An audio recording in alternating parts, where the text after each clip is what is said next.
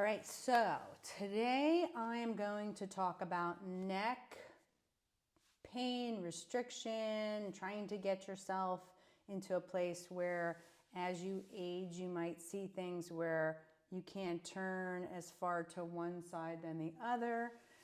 The aspect of you doing these with exercises doesn't seem to be helping, and you are working with a therapist or not working with a therapist to identify the problem. So I can only really attack a few muscles at a time because there's a lot going on through the neck, but I'm going to explain quite a few different concepts that I have experienced in my 30 years of practicing massage therapy and neuromuscular therapy, and then you could take it for what it's worth. But the first thing I'm going to say is I'm on social media and the internet all the time. I always like to see what's coming up because I want to see, what people are claiming they've created that's, 50 years old. But also I want to see what kind of stupidity goes on out there with not paying attention to what's already been proven and trying to think that you can reinvent the wheel. So to put it bluntly, any type of device, apparatus, tool that are not human hands are detrimental to your recovery. You cannot put something onto the body and put driving force into it to try to release a muscle or a trigger point and think that it's going to work. There's many reasons why, and I have those on my other videos, but what I want to teach you is when you have a restriction and there's trigger points in the restriction, it is not more than likely, I'm going to explain why, coming from that area. Unless you had an acute trauma, like you had a car accident that was just happened, or you had a injury from a athletic injury or a sports injury or something else that happened. Maybe you tripped over something and fell. Those are acute injuries, and those mean that the trigger points may show up in the actual muscle that got stressed. More than likely, it's very layered, just like everything else in the body. Your biochemistry and working out, they're all very layered parts of your life. But we're talking about working through life and accumulating, which is called compensations and adaptations, accumulating things from postural problems. We're all going to get them. They're all going to go different places. So you cannot put everything into one box. And that's why I'm going to go over a bunch of different muscles with you. So if you try to use one of those vibrating massage devices or some type of a tool and dig in there at those points that are sore, you're going to make it worse. You're going to make it much worse. You're going to make it to the point where your massage therapist can't work on it because you've developed what's called a calcium shell of trying to protect you from the pain. And you're also going to damage the tissue, possibly create scar tissue, on and on and on and on. So I'm going to show you techniques that you can use to help strengthen the area that's being problematic and open up the area that's being tight and restricted. So in layman's terms, if this is bothering you and it's sore and you can't turn your head to the left, it's coming from here into this right shoulder. So I'm going to show you how to get these things to release. Now, today I'm going to talk about splenius capitis, splenius cervicus, blah, blah, blah, blah, blah. All right, so I'm going to go right now and I'm just going to go into a quick blip on what that muscle looks like and the movement of it, and then we'll come back to where I am right now. So this video is about splenius capitis, splenius cervicus. And the reason why I chose these two muscles first is because of and I'm going to show it here. I'm going to pause it for a second. I'm going to show you this area right here on splenius capitis gets very congested. And one of the reasons why I chose this muscle first is because it's part of the adaptation and compensation of that right hip dominancy and right shoulder dominancy. So as you can see, this is head and neck extension of splenius capitis. I wanted to show you both muscles. So here's splenius cervicus. So you can see it's a little bit lower and then connects up onto that um, process right underneath the ear, the mastoid process. I had a little bit of a brain fog there, but I wanted to show you the movement of both of them have neck extension, but the one that we're going to really be looking at more today is the rotation and side bending. So as you can see, this muscle helps you turn your head and look upward, which is why I'm choosing it first. Now, most people complain that they can't turn their head to one side as well as the other.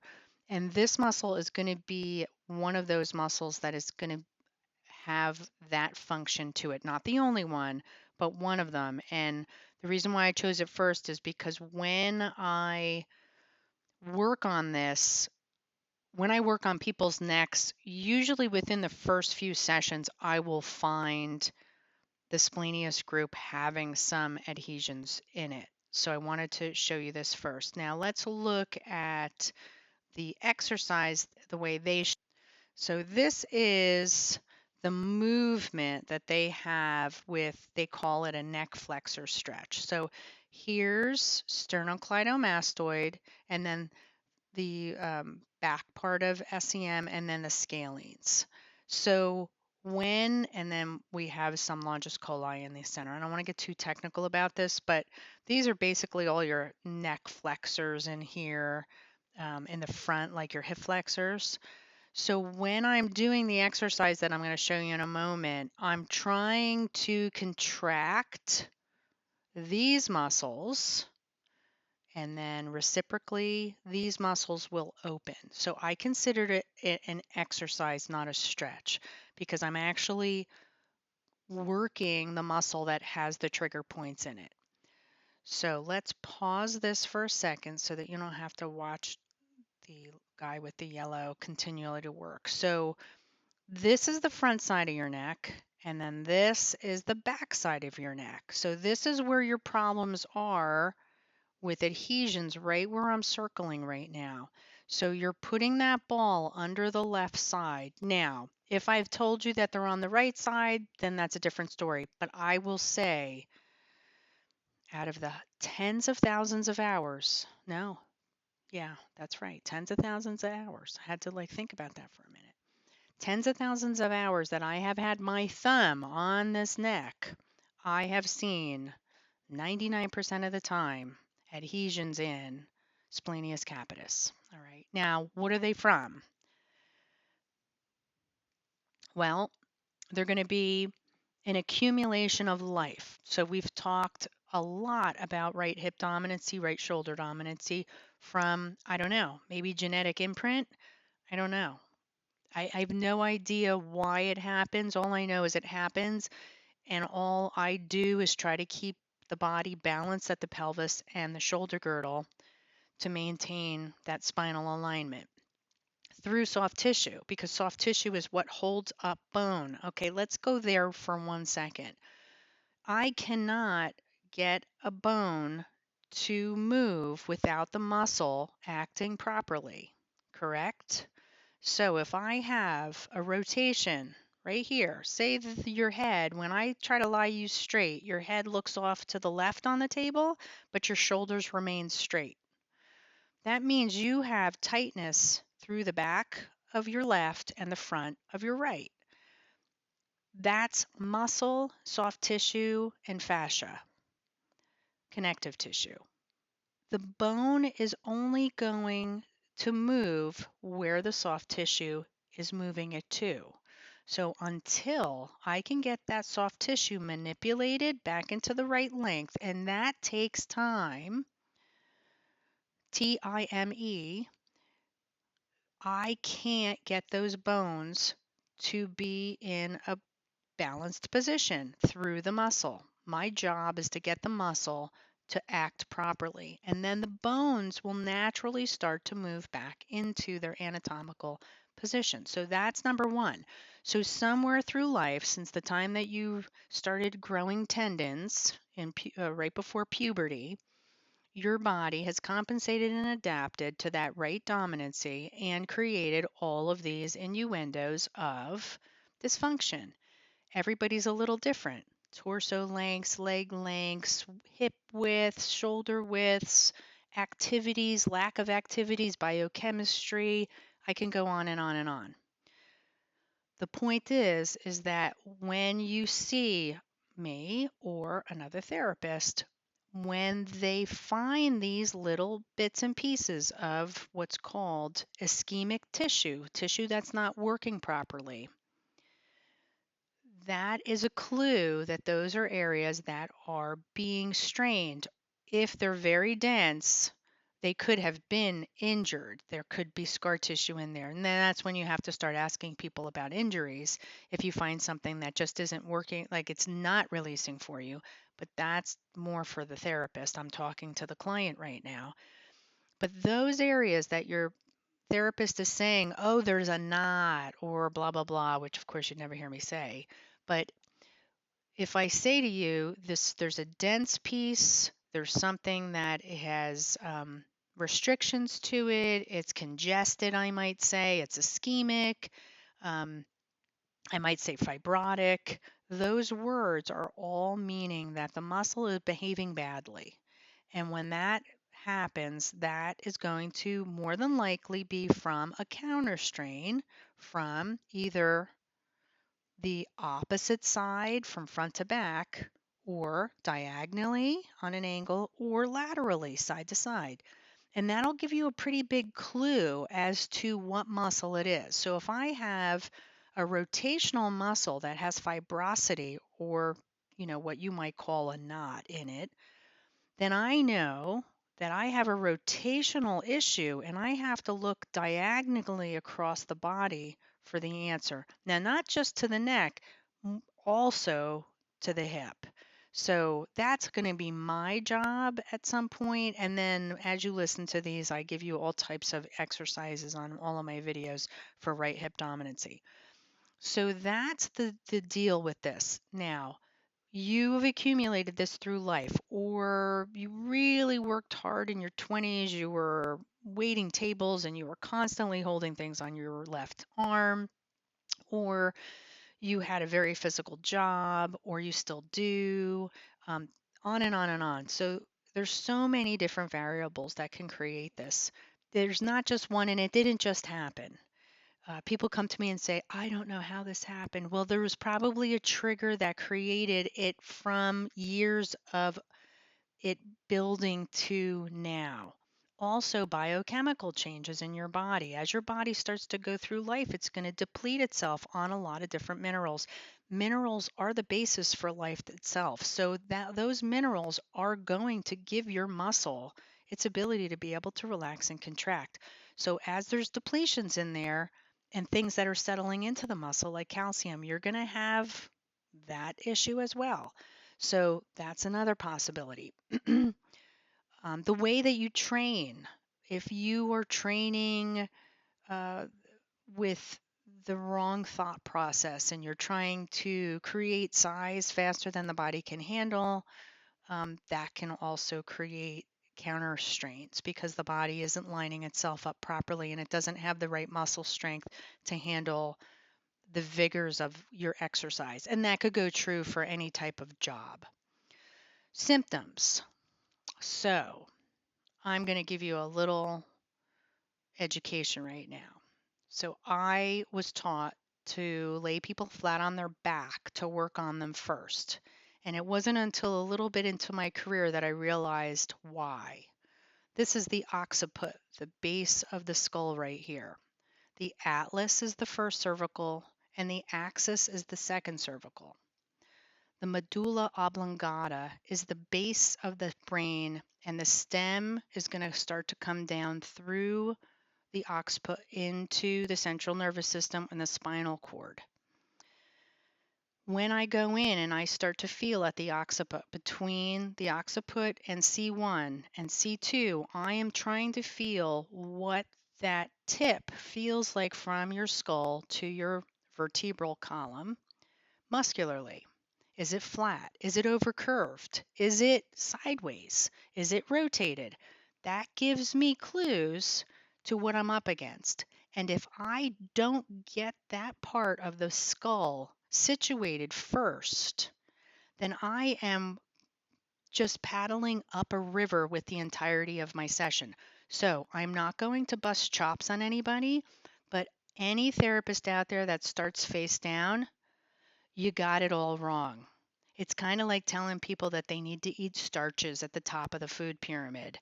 You have to start face up in order to set the base of the skull with C1 and C2. And the biggest reason is if that medulla oblongata is not in the perfect position and it's not getting flow, it's kind of like a water hose being crimped. It is not going to allow anything in the body to work from the neck down. The cranial nerves are going through there and all the function of the medulla. So you're going to have the medulla controlling a lot of things. It's controlling your respiratory, your neck muscles, your blood pressure. It's controlling heart rate, breathing, swallowing. And it has its own cranial nerves that it houses. And then you have all the other cranial nerves coming through as well. So you have the entirety of the body, which is why if there's damage at that place, detrimental damage, nothing happens from that point down. So that is absolutely the most important area of the body to make sure that you work on and work on it gently and well and thoroughly to make sure that that head sits straight on top of the spine first. Then you work your way down and you get all the other muscles to start to work from there. But that's the most important part. So that is where your therapy goes to. And that's why that area, when you start getting rotations at the neck and you start getting adhesions, you start getting all kinds of dysfunction. Oh, and I didn't say dizziness. Now, sternocleidomastoid, which we're going to talk about later in the front of the neck, this guy, oops, that's beans, this guy here, this is going to be another part of dizziness, but the rotation will take that medulla and crimp it, and you can get dizzy from that as well. So there's a lot of different function in dizziness. So that rotational aspect of the neck is going to be really important, getting that opening from the front of the head. So not to get too long-winded on this, because I've already spent almost 15 minutes, that is your education on this and to understand why the back of your head is so important to keep really nice and straight. So I gave you a couple massage techniques just to do some pin and stretching. You can also just go back there and do some very nice circular massages with your fingers. And again, nothing more than that. Alrighty, so let's go on with the video. All right, so as you saw in the video, you saw the muscle movement, you saw where the muscle attaches to. Maybe you went, oh wow, that's a lot of information. I'm not really a physiology major. That's okay, you don't need to be. That muscle is going to rotate, it's going to look up, it's going to go to the side. Pretty simple. There's a lot of other muscles that are involved with that though. So it's not just this one muscle, but I want to go after this muscle because in my 30 years of experience, I find people will build up right at that splenius area in probably around the C4, C5 area, and it gets thick and it restricts them from turning to the left. And we also have a shortening down this front muscle and into what's called the scalene muscles. So when we rotate, we have to deal with this part. This is getting thicker because it's getting used, it's getting tighter. This is getting thicker because it's getting counter-used. It's straining to try to hold the neck up. I'm going to show you a very quick way to do some release work with your thumbs.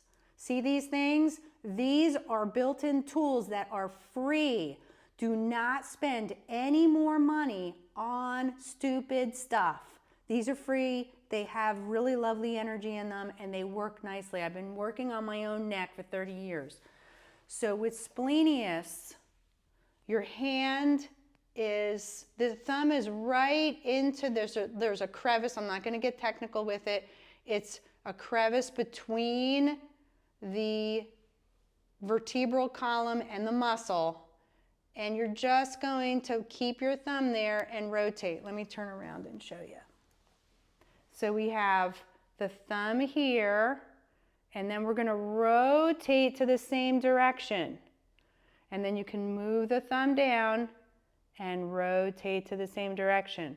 And do that 4 to 5 positions, depending on how you can get your thumb in close. Now you can see I can push my thumb underneath my trapezius to do this, and then do the other side. And you know what you're going to find? You're going to find one side is different than the other. Oh my gosh. Can you imagine? One side's different than the other. Of course it is. Your body every year past puberty is going to compensate and adapt to whatever life is going to hand you. That's why exercise is so important, because exercise and calisthenics and proper technique in the gym and watching somebody who's really thoughtful on their mechanics is going to help keep you as balanced as you can get. There's so many more variables in there, but as balanced as you can get. Some people are born with fantastic constitutions. We may see them in athletics. Some people are not as lucky, but they can still keep balance and strength. So with that said, what you want to do is you want to just gently move into those positions with those thumbs. Don't go crazy. Now, my principle is 3 to 5, right? So that means that you can do each one of those 3 to 5 times. How long do you hold it? 3 to 5 seconds. That's it. There's no pin and stretch and hold it there for 2 minutes like a plank, which you shouldn't be doing. So try to keep to those, because what it is a little minute. Like if you think of microdosing your body with massage is the best thing, because you're going to keep yourself really nice and balanced, and tiny little microbial changes in all those billions of cells. We want to do it slowly. Your body can't handle anything more than that. You're just going to screw it up even more. Every day, you can do it in the shower. You can do it standing. You can do it lying. You can do it wherever you are. You can do it while you're studying or while you're working. And you can take that head and just do rotationals. Now, the next thing I'm going to say is, with everything else, I'm a bit of a perfectionist. When you're doing these, look straight ahead and try to figure out where you are on your rotational axis.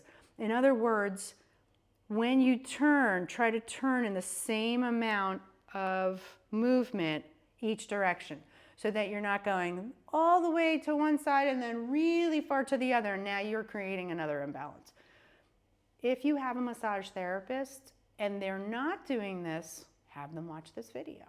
All right, so the next thing is what you can do as an exercise to try to help splenius, cervicus, and capitis to release. Now, in that video, I talked about some of the symptoms that come with splenius, capitis, cervicus, but again, everybody is different, so you may have something that, there's trigger points that make people do funny stuff like fart. So anything is possible. You could have something that you do and you're like, oh my gosh, I feel it here. And that's your body. That's the way your nervous system is hooked up. You're different than everybody else.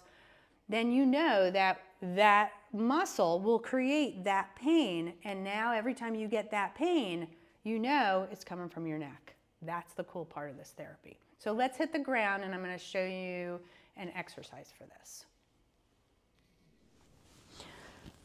All right, so I have 2 balls. Notice how squishy they are. They're not hard balls like lacrosse balls. They're super soft. Remember, this is soft tissue.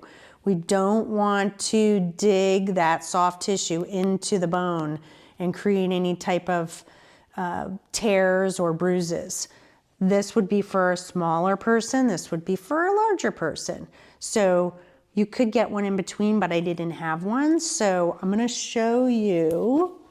I am putting this right in the middle of my neck over to the left side, right where I had my thumbs, because I want to open up this right front side of my neck. So I'm going to pull my skull into the ball, and I'm going to open up this side of the neck. So if you've been watching my videos, this is called reciprocal inhibition, where the muscles at the back, angled muscles of my splenius, are contracting. The antagonists can't, so they're going to open up. So I'm taking my skull and I'm pulling it downward towards my spine and my scapula. I can also turn and go inward and open up the side by this sternocleidomastoid and into my scalenes as well. The splenius muscle has lateral function as well as moving into those extended positions. So that's really the exercise. Now the small one would be, it's a little too small for my neck, but you would do the same exact thing with it. Now, do you do it to the both sides? You can. You can do it to the right side as well and make sure that they're even. But if you're experiencing pain, keep it to the side that the pain is on. So did you hear that? The pain is going to be on the left side. You put the ball under the left muscle that's painful, and you're going to contract into that muscle. I'm going to show you one more time. So my left neck is sore. I can't turn my head well to the left. I want the ball to go under the left side of my neck, and I'm going to pull my head into the ball, opening up the right side.